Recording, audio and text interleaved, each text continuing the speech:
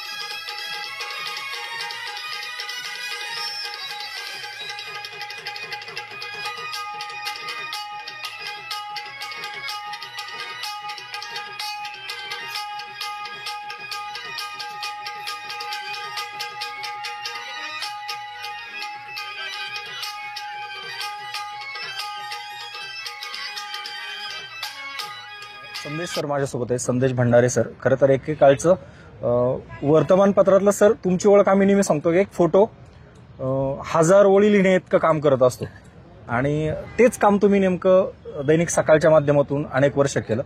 पण तुमची खरी ओळख महाराष्ट्राला झाली ती तमाशा तुम्ही फोटोच्या माध्यमातून दाखवला. मी थोडं मागं जातोय, सुरुवातीला तुमचं स्वागत आहे माझ्या चॅनलमध्ये. पण मला संदेश सर हे नेमके कुठले, कसे पुण्यात आले, पत्रकारितेच्या माध्यमात कसे केले, कारण फोटो जर्नलिस्ट म्हणून आम्ही तुम्हाला ओळखतो. काय आहे संदेश सरांचं बालपण कसं गेलं? अच्छा, मी पुण्यात राहत होतो. पुण्यात सोमवारपेठ नावाचा एरिया आहे जो पूर्व भाग आहे. शहराचा मुख्य एरियाचा पूर्व भाग म्हणजे नागझरीच्या पलीकडचा भाग असतो, जो नेहमी मागास भाग म्हणून समजतो. त्या भागात जन्म झाला. आई वडील पुण्यात नोकरी करत होते वडील, आणि मी शिकल्यानंतर अभिनव कला महाविद्यालयात शिकलो. GD आर्ट माझं झालंय. आणि त्यावेळेला कॅमेराची ओळख झाली पहिल्यांदा, आणि मग कॅमेराचं आकर्षण सगळ्यांना वाटतं, असं मलाही वाटलं. तर मला वाटलं आपल्या आयुष्यात कधीतरी. आणि ते वाटताना एक झालं की त्या काळात रघुराय वगैरे असे जे प्रसिद्ध छायाचित्रकार देशपातळीवर काम करतात त्यांची कामं बघायला मिळायची इंडिया टुडे नावाच्या मासिकामधनं. आणि लोकजीवनाचं त्यांनी जे चित्रीकरण केलं होतं ते मला महत्वाचं वाटलं. आणि त्याच वेळेस आंतरराष्ट्रीय छायाचित्रकार पण पाहण्यात आले होते. हेनरी कातिब्रेसॉ असेल किंवा मोठमोठे लोक आहेत ज्यांनी लोकजीवनात चित्रीकरण फार चांगल्या प्रकारे केलं. मला वाटलं की हे असं आपण करता आलं आपल्याला, आणि हे आपण करायला पाहिजे, म्हणून मी फोटोग्राफीत पडलो. आणि मग कालांतराने मग GD आर्टचं शिक्षण जे होतं कमर्शियल आर्टचं ते बाजूला राहिलं, म्हणजे ते पूर्ण केलं. बरोबर. पण मग फोटो जर्नलिस्ट म्हणून मग प्रवेश केला. मग मी सकाळमध्ये नोकरीला लागलो. मूळ आवड हे मात्र लोकजीवनाची होती. मग प्रथमोत्तर हे त्याला एक सपोर्टिव्ह असतं हे आपल्याला माहिती आहे. आणि ज्यावेळेस तुम्ही वर्तमानपत्रामध्ये सकाळमध्ये काम करायला लागले एक फोटो ज्या वेळेस छापून यायचा, त्याला बायलाईन नाव मिळायचं, छायाचित्र, आणि तो हजारो लोकांपर्यंत जायचा. तर तमाशाकडे नेमके तुम्ही कसे वळालात? म्हणजे पहिल्यांदा कधी वाटलं तुम्हाला का तमाशाची छायाचित्र आपण कॅच करावीत, काढावीत आणि ती त्याला स्थान द्यावं आपल्या? तुम्ही म्हटलं ते बरोबर आहे. तमाशाचं आपण वर्तमानात काम करताना तुम्ही पण काम केलं बघा, की त्या दिवसाची म्हणून गरज असल्याच्या गोष्टी हा. आपण करतो आणि बरोबर. वर्तमानपत्रात ते काम असते की रोज ताजी बातमी देण्याचं. पण काही वेळेला काय वाटतं की समजा आता कालांतराने 8-10 वर्षांनी, 11-12 वर्षांनी मी सकाळ सोडलं आणि त्या काळात मी एकदा असंच आपल्याला महाराष्ट्राची महत्वाची परंपरा आहे आणि महाराष्ट्राचा अभिमानास्पद तमाशा आहे. बरोबर. आम्ही लहानपणी आमच्या पूर्व भागात काही म्हसोबाच्या यात्रेला तमाशाचे पाहिले होते आणि तमाशाचं आपण एकदा बघू, नारायणगावचं प्रसिद्ध ठिकाण होतं. मग मी आलो होतो, ते 2-3 दिवस राहिलो होतो. 2001 साली नोकरी सोडण्यात लगेच या वर्षी. आणि तेव्हा विठाबाई मांग होते. तेव्हा ते 2-3 दिवसाच्या मध्ये त्यांचं मालतीबाईंचा तमाशा त्या आल्या होत्या. म्हणजे आता वय त्यांचं झालेलं बरोबर. आणि एकदम साधेपणाने त्या राहिल्या होत्या. पण त्याच काळात पेपरमध्ये बातम्या होत्या की विठाबाईच्या आयुष्याचं काय झालेलं आणि कमी जास्त आर्थिक संकटाला सामोरं जाणं. तर मला तेव्हा असं वाटलं की ही तमाशा कला परंपरा जी विठाबाई एक मोठीच बाई आहे, नो डाऊट, मोठी कलावंत आहे. पण त्याच्याशिवाय पण इतर अनेक सामान्य कलाकार आहेत बरोबर. की ज्यांच्यामुळे तमाशा कला महाराष्ट्राची पण आहे. म्हणजे त्यांना काही चिराना पण ते साधं नाव नाही. तर आपण असा प्रयत्न करावा की सामान्य तमाशा कलावंतांचं चित्रकरण करू, जेणेकरून कळेल की महाराष्ट्रात तमाशा काय. बरोबर. आणि मग तुम्ही बघाल त्या पुस्तकामध्ये पण सगळे सामान्य कलाकार आहेत. आत्ताच आपली भेट झाली, काय नाव त्यांचं? भिका भीमा. नाही, अल्लाट सर. अल्लाट सर. तर अल्लाट सरांची भेट झाली. त्यांनी काय सांगितलं की माझ्या वडिलांचे तुम्ही फोटो काढले. मी काय त्यांच्या वडिलांचे म्हणून नाही काढले. मी ढोलकी वादक जो आहे तो काय, जर तुमच्या महाराष्ट्रातल्या कुठल्याही मराठी माणसाला ढोलकी वाजली की असं तुमचं काटे येतात बरोबर आणि स्फुरण येतं, तर तो माणूस कसं ढोलकी वाजवतो, काय करतो, काय त्याच्या हाताची अवस्था होते, काय त्याला सामोरं जायला लागतं, हे त्या फोटोत दिसतं. त्यामुळे काय ओळख नसताना त्यांना मी लक्षात आलो, कारण ते फोटो चांगले होते. बरोबर. तर त्यातून एकच झालं की तो दुसरे जे साळुंके नावाचे ग्रस्त होते की ज्यांनी आयुष्यभर हलगी वाजवायचं काम केलं. त्यांना मरेपर्यंत साधी महाराष्ट्र शासनाची पेन्शन पण नाही मिळाली. ते साबित करू शकला नाही मी कलाकार आहे. खरं म्हणजे ते अत्यंत चांगले कलाकार होते. टेक्निकली साबित नाही करता आलं, मेले त्याचे दुर्दैवाने. पण त्यांचं त्या निमित्ताने डॉक्युमेंटेशन झालं आणि सामान्य माणसांचं डॉक्युमेंटेशन झाल्यामुळे ते छायाचित्र तुम्ही म्हणता लोकांना आवडलं, याचं कारण ते आहे. बरोबर. मला वाटतं आजही ते चेहरे त्या निमित्ताने पाहायला मिळतात आणि त्या सामान्य लोकांनीच महाराष्ट्राची लोककला जिवंत ठेवलेली, असं माझं बारीकसं मत आहे. बरोबर. बरोबर. सर, ज्यावेळेस तुम्ही ही छायाचित्र काढण्यासाठी महाराष्ट्र फिरला असाल तर सुरुवातीला वाटलं होतं का आपलं एक त्यातून एक पुस्तक तयार होईल? काय झालं, मी हे फोटो काढले ना पहिले, ते ब्लॅक अँड व्हाईट काढले होते आणि मी तेव्हा नोकरी सोडली होती, त्यामुळे पैशाची तर गरज असते आपल्याला. आणि तर मी एक संस्था आहे बेंगलोरची, India foundation for the arts, ती जशी फोर्ड फाउंडेशन म्हणून असते बघा, त्याच टाईपची ती इंडिया फाउंडेशन फॉर आर्ट्स म्हणून. ती अशा कलेचं डॉक्युमेंटेशन करण्याकरता ग्रँट देते हे मला कळलं. माझा एक कलकत्त्यातला मित्र होता, त्यांनी मला सांगितलं की त्यांनी एका कुंभार कलेचं डॉक्युमेंटेशन केलं होतं. तो म्हणलं की तू का नाही करत, त्यांना अर्ध तू आता मोकळाच आहे, तुला पैशाची गरज पडेल, तू कर अर्ध, तुझं हे चांगलं काम आहे, त्याला ते ग्रँट देतील सुद्धा. बरोबर. तर मी त्यांना अर्ज केला आणि मला मग ते हे तमाशाच डॉक्युमेंट करण्याकरता एक मूलभूत अमाऊंट मला मिळाली, ज्याच्यातनं मी हे सलग 2-2.5 वर्ष मी तमाशाचं काम केलं. म्हणजे दुसरं कुठलं कमर्शियल काम केलं नाही. त्याचा एक फायदा आला. त्यामुळे करायची इच्छा होती आणि कुठेतरी मदत केली आणि त्याच्यामुळे हे मोठ्या प्रमाणात काम समोर येऊ शकलं, असं मी अगदी नम्रपणे सांगतो. त्या संस्थेमुळे पण. किती छायाचित्र साधारण तुम्ही आतापर्यंत काढलेले आहेत आणि त्यातली किती पुस्तकामध्ये समाविष्ट आहेत? पुस्तकाचं व्हायच्या आधी मी एक गोष्ट सांगतो की छायाचित्र काढल्यानंतर त्यावेळेस तर 2002 साली तमाशाचं 1 साली, 2 साली आणि 3 साली असे फोटो काढले होते. सुरुवातीला तुम्हाला असं मी मगाशी विचारलं की तुम्हाला पहिल्यांदा काय वाटलं होतं, तर पहिल्यांदा मी नारायणगाव तमाशा इकडे आलो आणि त्यातनं मला सगळं तमाशाचं जग उलगडत गेलं. अलिबागच्या गुहेत आपण उभे राहू अशा परिस्थितीत आज एवढं मोठं जग आहे. म्हणजे तमाशाची विविधता पण कळाली. एकच प्रकारे तमाशा नसतो. पुस्तकांमध्ये वाचलं होतं की असा तमाशा संपला झाडाखालचा, तो मला मिळाला. त्यातला असा पण मिळाला की तमाशा ही कला. त्यामुळे सातारा साईडचे काही फोटो अजूनही तेवढे भारी वाटतात ते पाहायला.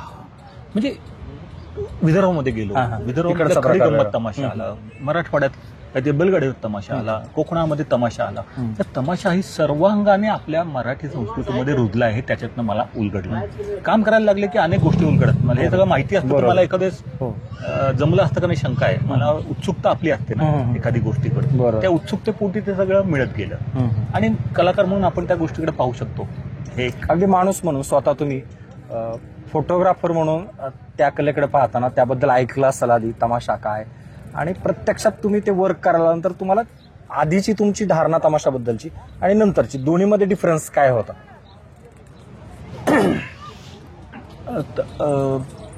माझी धारणा जी झाली, पुस्तकात रिफ्लेक्ट झाली, ती जी होती ती एक तर तमाशाबद्दल आपल्याकडे महाराष्ट्रात त्या काळामध्ये मी जे काही वाचत होतो त्या काळात, त्याच्या आधी आपण वाचत असतो.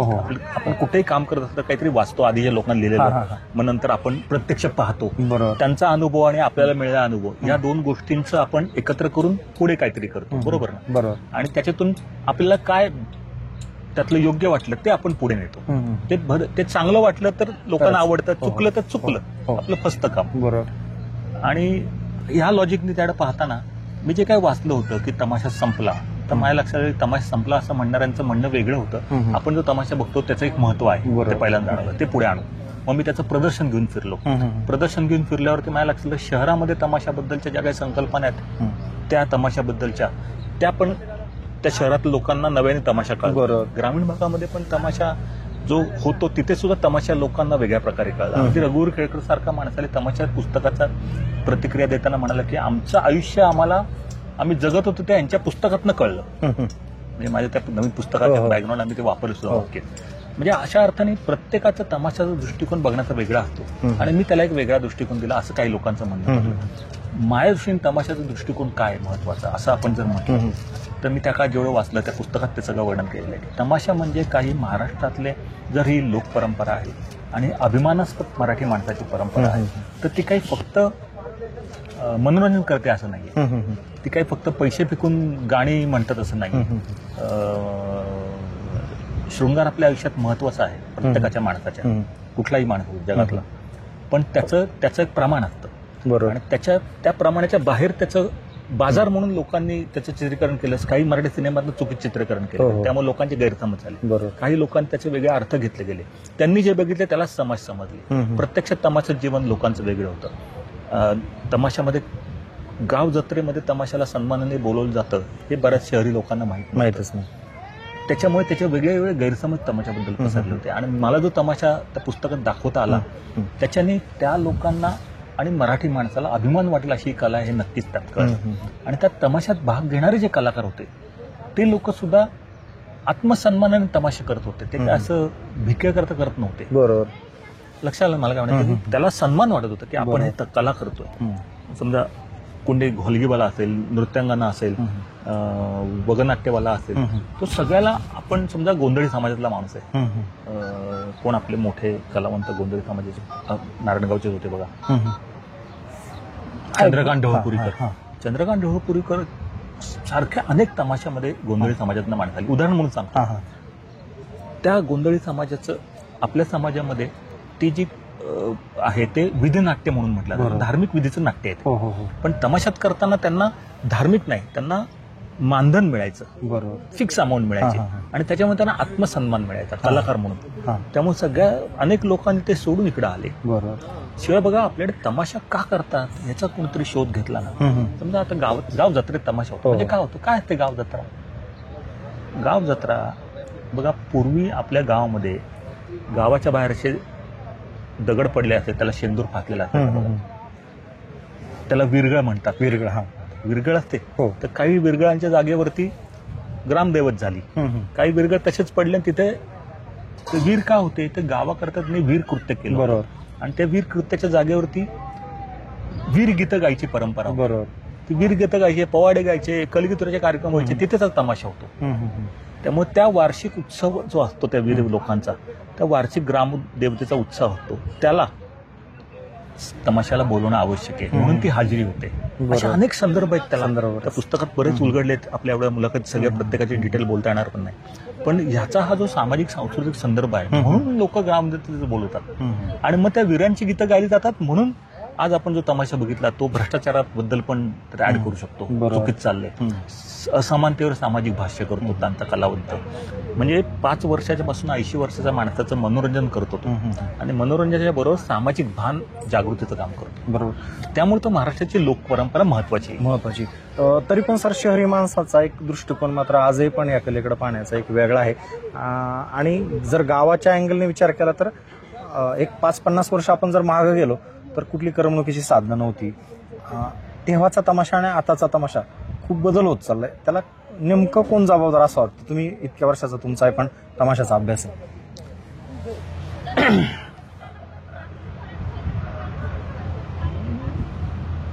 तमाशा गेल्या आपण बघितलं 150-200 वर्षाचा अभ्यास अनुभवला, पाहिलं, वाचला. आणि आपण सगळं पाहू शकत नाही, आपण काय वाचतो. तर तमाशामध्ये तर 15-20 वर्षांनी काही ना काही बदल झाले. पूर्वी मगाशी जो उल्लेख केला आपण इन्फॉर्म बोलताना कलगीतुऱ्याचे तमाशे, तर कलगीतुऱ्याचे तमाशे पूर्वी होते जे 125 वर्षापूर्वी मुंबईत पण व्हायचे. तसे आज होतात का? नाही होत. म्हणजे काय तमाशा खराब झाला का? नाही. मग जेव्हा त्याच्यानंतर सिनेमा आला, त्याच्या आधी आकाशवाणी आली, मग सिनेमा आला, सिनेमाचा प्रभाव पडला, त्यानंतर टीव्ही आला, टीव्हीचा प्रभाव पडला. ह्या सगळ्याचे प्रभाव तमाशा स्वीकारत जातो. कलगीतुऱ्याचा जो मगाशी ते हसन पाटेवाडीकर होते, ते बोलताना बोलले की माझे वडील हे कलगीतुऱ्याचे शाहीर होते. आपल्या कलगीतुऱ्या शाहिरीची परंपरा होती, ज्याची परंपरा अशी होती की जशी ते गाव कोणी कलगीच्या शाहिरीचे फॉलोअर असायचं, कोणी तुऱ्याच्या शाहिरीचे पुरस्कर्ते असायचे, आणि मग त्यांचा झगडा व्हायचा शाहिरी. तसं आपल्याकडे होती परंपरा. त्यातून पुढं होत आले. महत्वाचं म्हणजे काय की तमाशा हा भारतामध्ये किंवा आपली महत्वाची महाराष्ट्रातली लोककला परंपरा काय असं जर कोणी विचारलं तर तो तात्कालीन संदर्भावर भाष्य करतो. हे त्यातलं महत्वाचं आहे. फक्त पौराणिक विषयावर अडकला असता, जसा पूर्वी कलगीतुऱ्यामध्ये अडकला असता, तर त्याच्यातनं कंटाळा असतो लोकांना.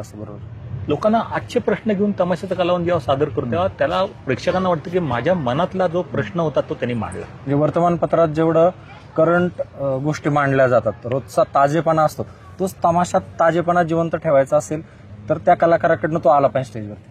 ते कलाकार करत असतात प्रयत्न आपल्या क्षमतेने. आपण त्याच्याकडे काय बघतो, त्या दोन्ही बाजूनी अपेक्षित आहे. म्हणजे कलाकार प्रयत्न करतो, पण ऑडियन्सनी पण त्याचं महत्व ओळखलं पाहिजे. बरोबर. ऑडियन्सला नुसतं काय म्हणतात त्याला, संगीताचा आणि नुसता गाण्यांचा, नुसता शृंगाराचा नंगा नाच म्हणून हवं असेल तर तसंच येतं समोर. बरोबर. पण आपल्याकडे एक गोष्ट पश्चिम महाराष्ट्रात आणि पुणे जिल्ह्यात फार महत्वाची, जी मला वाटतं की नारायणगावच्या परिसरात तमाशाला पंढरी म्हणतात. तुम्ही बघा की तिथे प्रेक्षकांमध्ये निम्म्याने महिला उपस्थित असतात. त्यामुळे एका लिमिटच्या पुढे तो अश्लील होतच नाही. जिथे जिथे महिला उपस्थित असतात तिथे तिथे तमाशा कलावंत पण जमिनीवर काम करतात, फार वरती जात नाही. थोडंफार हास्यविनोद चालतो, तो आवश्यक असतो. शृंगाराबद्दल सुद्धा कुणी एवढं हे नाही. आणि आपल्या ज्या कल्पना श्लील असलेल्या पाश्चात्य कल्पना आहेत, आपलं जीवन वेगळं आहे. आपल्याकडे ते थोडंफार चालतं, पण एका लिमिटच्या पुढे जर तुम्ही बघा, आज आपण तमाशा बघितला शेरकरांच्या गावामध्ये, काय गावाचं नाव, शिरोली बुद्रुक. आता बघा, आज सुद्धा कोणी विचारलं तर माझ्या तमाशाच्या पुस्तकामध्ये अजून लोक आश्चर्य करतात. मी काय सांगत नाही, मी म्हणतो की बघा तुम्ही म्हणताना खराब तमाशा आहे, हे बायका आणि कुटुंबाचे कुटुंब येऊन बघायला बसले, म्हणजे खराब कसं काय असेल म्हणून तुमच्या मनात खराबी आहे. बरोबर. शहरी मध्यमवर्गीय लोकांच्या मनातली विकृती जी आहे ना, ती ते खराब म्हणते. आणि ह्याच लोकांना सर मग आज जे टीव्ही माध्यमांमध्ये समजा जी चॅनल असेल किंवा इतर काय चॅनल असेल त्याच्यावरती जे मिमिक्रीचे शो असतात, फू बाय फू किंवा चला हवं येऊ दे, त्याच्यामध्ये अनेक आपण कलाकार पाहिले की ते सुद्धा द्विअर्थी डायलॉग करतात. ते आवडतात शहरी लोकांना. ते खरं म्हणजे ते सगळं तमाशाचाच बास त्यांनी वापरला. तो तिथं आवडतो, इथं नाही आवडत. इथं नाही. त्यांना आपल्याकडे कसं आहे, आपल्याकडे दुर्दैवाने ना आपल्या समाजामध्ये आपल्याशिवाय दुसऱ्याला तुच्छ लेखाची मानसिकता आहे. तुच्छता.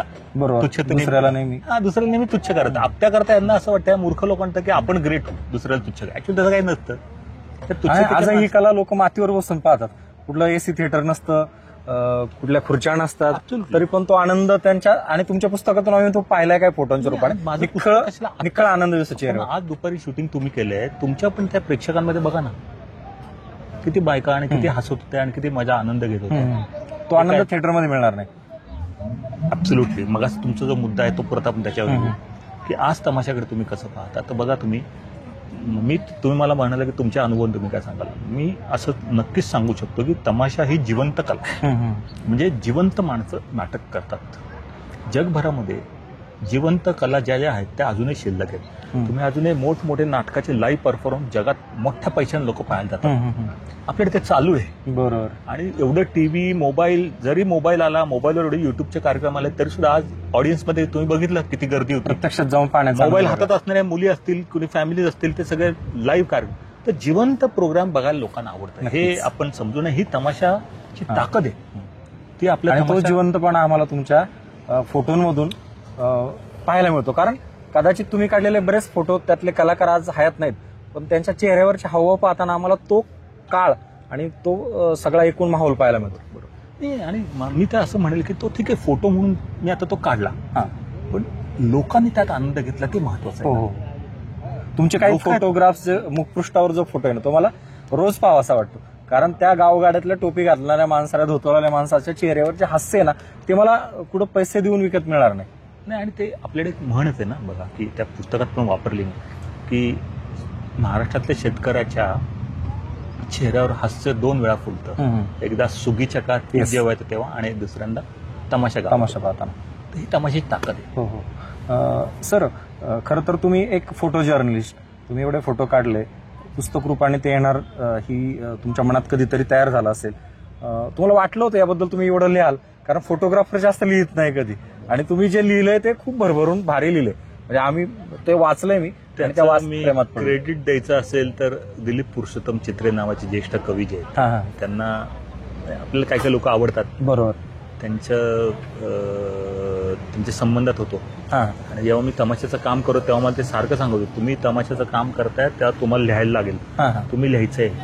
जेव्हा झालं तेव्हा तरी पण माझ्या मनात असं होतं की मी फोटोग्राफर आहे, माझं सगळं व्यक्त होण्याचं माध्यम फोटो आहे, इमेज आहे, शब्द नाही. तेव्हा मी ते काही लक्ष नव्हतं. प्रदर्शन फिरवलं. प्रदर्शन फिरवल्यावरती मला असं वाटलं की अरे जेवढं करतो तर लोकांच्या मला त्याच्याबद्दल अजून वेगळंच आहे. आपण ते लिहावं लागणार, जे फोटोत नाही आलं ते लिहावं लागणार. मग लिहायचं ठरवलं आणि त्याचा पाठपुरावा चित्रांनी केला आणि त्यांनी स्वतः प्रस्तावना पण केली माझ्या पुस्तकाला. तर तो एक मोठा, खरं म्हणजे मी तेव्हा असे लिहायचे म्हणून नोंदी केलेल्या नव्हत्या. जे डोक्यात होतं ते सगळं त्या पुस्तकात आलं. आणि त्याच्या आधीच्या लोकांनी पण हिस्ट्री वगैरे, बरोबर, पण ते नैसर्गिकरित्या आलं. आणि त्यांचं म्हणणं एवढंच होतं की तुम्ही जर लिहिलं तर त्याची एक खरेपणा जास्त वाढेल. बरोबर. त्यामुळे मी ते लिहिलं. त्यामुळे लोकांना आवडले आणि पुढचा भाग. बरोबर. किती आवडते आतापर्यंत आणि तुम्ही कशा सर्क्युलेट करता त्या? नाही, काय पुस्तकाचं असं आहे, पुस्तकाचा व्यवहार वेगळा आहे. पहिल्यांदा ते पुस्तक आलं 2006 साली, तेव्हा वर्षभरात ते संपलं. मग ते संपलं तर काय परत निघालं नाही. मग 16 साली पुन्हा एकदा आवृत्ती आली, ती 1.5 वर्षात संपली. आता पुन्हा आवृत्ती ह्या मार्च महिन्यात काढली, फेब्रुवारीमध्ये. आता बघू कधी संपते ती. आपले ऊर्जा प्रकाशन, ऊर्जा नाही, अजय कांडर कवी आहेत, त्यांनी प्रकाशित केले. ते पण लोकांनी घ्यावं. पण पुस्तक काय होतं, ते महाग वाटतं लोकांना, पण ज्यांना हवं ते घेऊ शकतात. बरोबर. काय बदल आहेत आता जुन्या आवृत्तीत आणि नवीन याच्यामध्ये, आणि सध्याची प्राइस काय? आम्ही असं ठरवलं की तेच पहिली म्हणून अख्खे लोकांना दिसतं, कारण त्याचं एक महत्व आहे, त्याचं मूल्य आहे. ते कमी करून दुसरं वाढवलं तर वेगळं पुस्तक करावं आणि ते वेगळं करावं म्हणून तेच ठेवलेलं आहे. फक्त प्रकाशक बदललेला आहे आणि आजच्या काळाप्रमाणे किंमत त्याची वाढली. 1600 रुपये, पण काही 20-30% सवलतीमध्ये मिळतं ते. 1200-1300 रुपये ऑनलाईन पण मिळतात. बरोबर. तुम्ही पुस्तक ज्या वेळेस अशा फळमालकांना सुरुवातीच्या काळात अगदी फ्री ऑफ दिलेलं आहे काय लोकांना, त्याचं कारण वेगळं. म्हणजे फ्री ऑफ द्यायचं म्हणजे फ्री नाही. मी त्यांच्या आमाशात गेलो, त्यांना असं वाटेल की कोणतरी आपला माणूस आला आणि त्यांनी ह्याच्यावर सिरियसली काम केलं, तर त्यांनी बघितलं. त्याचा एक दुसरा फायदा आला, त्यांनी ते जपून ठेवलं. आणि कोणीही लोक आले की त्यांना ते आले की काढायचे, हे बघा हे आमचा तमाशा, असा अभिमान दाखवायचा. माझ्या कामाची पावती होती की त्यांना अभिमान वाटला. मी दिलं, मग एक 70-80 फळ मालकांना त्यावेळेस दिलं होतं. काही लोकांना डबल गेलं. काय रिॲक्शन होतं त्यांच्याकडनं? जास्त त्यांना फार आवडलं. रघुवीर वगैरे तर म्हणाले की आमच्याकडे खूप माणसं यायचे, तमाशाचे पत्रकार यायचे, हे यायचे, पण त्यांचं काय फार सिरियस नव्हतं. पण हे यायचे आणि हे वेगळंच काहीतरी बघायचे, आमच्या लक्षाला वेगळं प्रकरण आहे असं ते त्यांनी एका मुलाखतीत सांगितलं देखील. नाही, खूप झालं. म्हणजे माझ्या तमाशाच्या पुस्तकाचं आता मीच सांगतोय म्हणून अनेक लोकांना प्रेरणा मिळाली कामाची. त्यांनी प्रत्यक्ष मला पर्सनली पण सांगितलं. अनेक लोकांना तमाशाकडे बघण्यात दृष्टिकोन बदलला. तुम्ही जे मगाशी म्हणाला 2004 साली जो कार्यक्रम इथे झाला नारायणगावला, त्याच्या आधी अनेक वर्ष तंबू तमाशातला कार्यक्रमच नव्हता आला, शासनाने घेतला. शेवटचा 68 साली घेतला होता. त्यानंतर संगीतबारी तमाशाचे फक्त घेतले होते, तो घेतला. इनडायरेक्टली त्यावेळेस सांस्कृतिक खात्याचा जो सचिव होता त्याने मला सांगितलं तुमच्या पुस्तकामुळे आम्ही जरा पॉलिसी बदलली आमची. तर इनडायरेक्टली प्रभाव सुद्धा पडतो शासनावरती, प्रशासनावरती, की तुमच्या कामाचा वेगळे प्रभाव पडतात. कधी काय बघू, माझ्या दृष्टीने एकच आहे महत्वाचं, की त्यांच्याकडे माणूस म्हणून बघण्याच्या दृष्टिकोनामध्ये बदल झाला. ते हीनपणे या कलावंतांनी बघतात.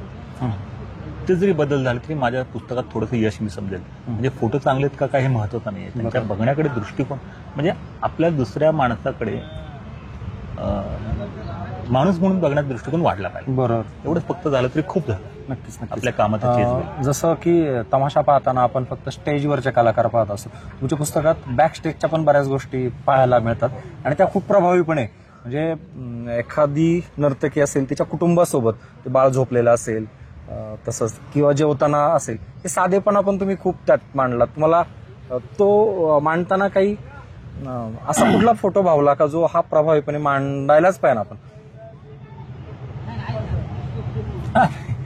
एकतर मी सांगितलं की लोकजीवनाचं चित्रीकरण करण्याची आवड होती, तर त्याची, आणि तमाशा कलावंतांनी अनेक ठिकाणी म्हणले की आम्ही स्टेजवर राजा असतो आणि प्रत्यक्ष रंग असतो. हेच डोक्यात कुठतरी होतं. तर प्रत्यक्ष त्यांचं जे स्टेजच्या मागचं लाईफ कळलं तर त्यांचं महत्वाचं आयुष्य, कलाकार म्हणून आयुष्य, आणि हे एक कॉन्ट्रास्ट बघायला पण छान वाटेल असं वाटलं. महाराष्ट्रात लोककलेची परंपरा आहे, आपण नेहमी म्हणतो ही लोककला आता संपत चालली असे पण म्हणतो.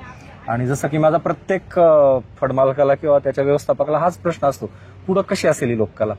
ट्रान्सफॉर्मेशन जे म्हणतो, बदल जो असतो, हा कसा बदल पुढच्या काळात असेल? आणि तुम्हाला काय वाटतं ही कला कुठल्या लेवलला जाईल पुढच्या काळात? नाही, बदल होईल 100%. त्याने कायम बदल झालेत तमाशामध्ये. एक बदल झाला म्हणजे कला संपली असा अर्थ होत नाही. बदल झाला म्हणजे हा बदल झालेला पाहून काही लोकांना असं वाटतं की पूर्वीसारखा तमाशा आता राहिला नाही. हे साहजिक आहे, कारण त्यांनी जो पूर्वी बघितला असतो त्यांच्या पहिल्या आयुष्यामध्ये, कसा तमाशा उत्तर आयुष्यात मिळाला की त्यांना ते जुन्याच आठवणी महत्वाचं होतं. ते आपण समजून घ्यायचं. काळ बदलतो. बघा, पूर्वी जत्रे यात्रेला लोक जायची. आता समजा आज गेलो होतो आपण, अनेक तुम्ही जाता, जत्रे यात्रेला जायची तर लोक तिथे जायची, राहायची, सकाळी उठून जायची. आता जत्रा झाली की रात्री निघून जातात लोक. बरोबर. रात्री जेव्हा तमाशात थांबतात तर रात्रभर थांबायची, गावात सगळ्या लोकांची जेवायची सोय, तंबूमध्ये झोपायची, सकाळी बस मध्ये निघून जायची. जीवनशैली लोकांची बदलली, त्याप्रमाणे तमाशा पण बदललाय. पण एक नक्की की बघा, तुमच्याच बोलण्यामध्ये, आणि मी तर गेले 30 वर्ष पाहतो, 30-40 वर्ष तमाशा, दर 10 वर्षांनी तमाशा संपला असे लेख मी अनेक पेपरमध्ये वाचताना, मी कधी तमाशा संपला असं मी स्वतः लिहिलेलं नाही. कारण मी बघतो दरवर्षी तमाशा का चाललाय, कमी जास्त होतो. दुष्काळ जसा येतो तसा करोना आला, त्यात कमी झाला. आता त्या बॅकग्राऊंडवर 2 वर्षांनी ह्या वर्षी पुन्हा तमाशाच्या सगळ्यांच्या सुपाऱ्या झाल्या. याचा अर्थ लोकांना तमाशा हवा आहे. आता तमाशा संपेल काय हा तुमचा जो प्रश्न आहे, तो संपेल कधी? जेव्हा तमाशा सादर करणाऱ्या कलावंताला भीती वाटायला लागेल. जसं त्या मगाचा हसन पाटेवडीकर किंवा असे कलाकार म्हणाले, अनेक सोंगाड्यांना आपण मांडतोय असमानता, आपण त्या सत्ताधाऱ्या विरुद्ध लोकांच्या मनातलं बोलतोय, ते बोलायची जेव्हा भीती वाटेल तेव्हा तमाशा संपेल. आणि तेव्हा तमाशा नाही संपणार, महाराष्ट्राचा माणसाची मानसिकता पण संपलेली असते. नक्कीच. आणि ही मानसिकता कदाचित आम्ही संपू देणार नाही, कारण तुमचं पुस्तक सुद्धा पुढच्या पिढीला एक प्रेरणादायी राहील. आपली जबाबदारी आहे की तमाशाची जी देण आहे ना, या असमानतेवर भाष्य करण्याची, मनोरंजनाबरोबर प्रबोधन करण्याची, ती संपली नाही पाहिजे. याच्याकरता आपल्यासारख्या अनेक लोकांना काम करायचं. तमाशाच्या गावकरी जे आहेत, जे तमाशा बोलवतात, त्यांच्यावर पण जबाबदारी, फक्त कलावंताची जबाबदारी नाही. आपण फक्त कलावंतावर जबाबदारी टाकतो. बरोबर. त्यांच्यावर जबाबदारी टाकून उपयोग नाही. तुम्ही चांगल्या गोष्टी अप्रिशिएट केल्या पाहिजेत ना, तुम्ही जगवलं पाहिजे. तुम्ही त्या कलाकाराचा सन्मान मिळेल. जसं तुम्ही आता मुलाखती घेताय, त्या मुलाखती चांगल्या कलाकारांच्या मुलाखती घेतल्या, भाट लोकांच्या मुलाखती नाही घेतल्या, आणि कलाकारांच्या मुलाखती घेतल्या. जो सामान्यांचे प्रश्न मांडतो, सामान्यांच्या बद्दल बोलतो, बरोबर तर त्याला पुरस्कारच आहे ना. त्याच्यामुळे तमाशा जगणार आहे. बरोबर तुम्ही आम्ही त्याचं चांगलं अकल, तुम्ही आम्ही जर फक्त बायकांचा नाच हाच तमाशा महत्वाचा म्हटला तर तमाशाचा वाटवा आपण करतो. नक्कीच. आणि तुम्ही आम्ही जर त्यातला अभिव्यक्तीचा मुद्दा जो आहे त्यांचा कलावंत म्हणून, माणूस म्हणून, त्याच्याकरता आपण महत्व दिलं तर तमाशाच जगणार आहे. त्या तमाशा जगण्याकरची जबाबदारी तुम्हा आम्हा लोकांची जास्त आहे, त्याच्याकडे नीट बघण्याची. नक्कीच. तर धन्यवाद, तुम्ही आमच्याशी गप्पा मारल्या. आणि जसं की मी सांगितलं की ही कला पुढच्या काळामध्ये जसे कलाकार जपणार आहेत, कलावंत जपणार आहेत, तसं जे डॉक्युमेंटेशन आहे ते सुद्धा महत्त्वाचं असणार आहे. त्याच्यामध्ये संदेश सरांचं पुस्तक खूप महत्त्वाचं असणार आहे. आणि पत्रकार मंडळी सुद्धा खूप जबाबदारी मोठी असणार आहे. तमाशाबद्दल वाईट लिहिणारे, तमाशाबद्दल वाईट दाखवणारी मंडळी सुद्धा असणार आहेत, चांगलं दाखवणारे पण असणार आहेत. पण पुढच्या काळामध्ये पुढच्या समाजाने किंवा येणाऱ्या काळानेच ते ठरवायचं आहे. हा सर, शेवट करतो. तुम्ही म्हणालात ना की बघा आता यावर्षी एक वगनाट्य राज्य नाट्याच्या वगनाट्याच्या समितीकडे पास झालं. त्याचं नाव काय मी तुम्हाला सांगतो. त्याचं नाव आहे म्हागं लागली इडी म्हणून मारली उडी. आणि तीच मागाशी आपल्याला तर अशा टाईपचं वगनाट्य लिहिणारे वगनाट्यकार तमाशात आहेत. तोपर्यंत अशा टाईपची माणसं सादर करणार. ते ईडीचं गाणं पण आपण ऐकलं, ते एक भजन पण आपण ऐकलं भ्रष्टाचाराचं. अशा टाईपचे माणसं कलावंत जे तमाशामध्ये असणार आहेत ना, तोपर्यंत तमाशाला मरण नाही असं मी मानतो. नक्कीच सरांनी खूप महत्वाचं सांगितलेलं आहे. आणि म्हणूनच तमाशा संपणार म्हणणाऱ्यांना ही चपराक आहे. तमाशा कधी संपणार नाही जोपर्यंत महाराष्ट्र आणि महाराष्ट्रातली माणसं जिवंत आहेत, महाराष्ट्र धर्म जिवंत आहे, महाराष्ट्र धर्म जिवंत आहे, तोपर्यंत तमाशा पाहायलाच मिळणार आहे. खरं तर हे लोकनाट्य आपण त्याला तमाशा म्हणतोय. महाराष्ट्राला सामाजिक देण देणारं, महाराष्ट्रातल्या नागरिकांना समाज सुधारणेचा वसा देणारं हा सगळा एक कॅनव्हास आहे आपल्याला असं म्हणावं लागेल. आणि तो जिवंत राहणार आहे महाराष्ट्र आहे तोपर्यंत. धन्यवाद.